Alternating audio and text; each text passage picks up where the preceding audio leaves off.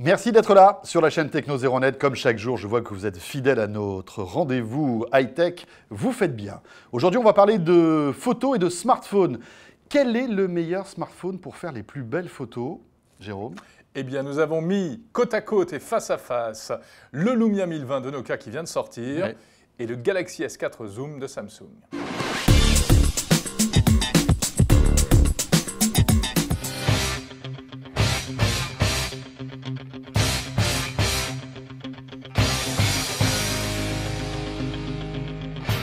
Et voilà, deux smartphones atypiques. D'un côté, le Galaxy S4 Zoom, de l'autre côté, le Nokia 1020. Le Nokia 1020 sous Windows Phone et le Galaxy donc sous Android, Jérôme. Le Nokia 1020, vous le savez, c'est cet appareil doté d'un capteur de 41 mégapixels. C'est énorme. C'est énorme. Et qui permet, en théorie, donc, de zoomer dans l'image sans perte de qualité et donc de compenser l'absence d'un véritable zoom optique. Effectivement, alors que le Galaxy S4 Zoom, lui, joue une autre stratégie, un vrai zoom optique 10x qui permet de zoomer de manière optique et avoir une super qualité d'image. Comme un vrai appareil photo. Effectivement. Alors, lequel est le meilleur entre les deux? Ou en tout cas, quel usage est le plus approprié avec chacun de ces appareils? Eh bien, le point de vue et les explications d'Adrien Branco du 01 Lab.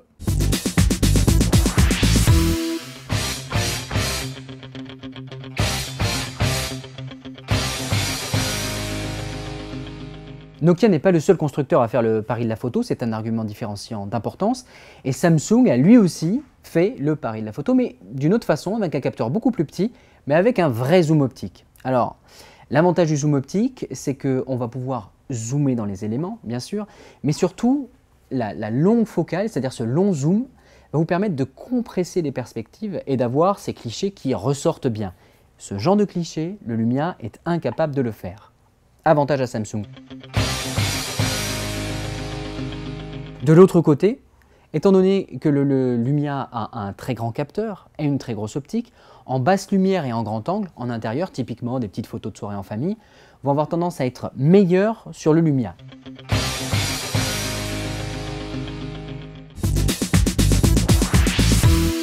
Actuellement, dans le domaine des smartphones, il n'existe aucun appareil qui soit parfait, les choix techniques entraînant forcément des pertes de qualité dans un domaine ou dans l'autre.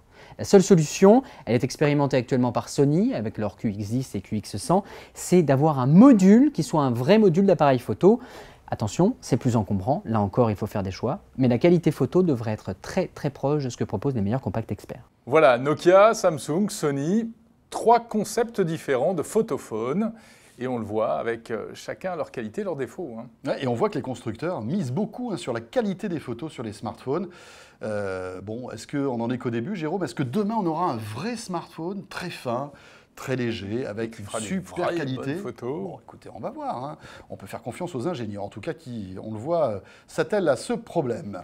On se retrouve très vite sur la chaîne Techno. Salut à tous, à très très vite.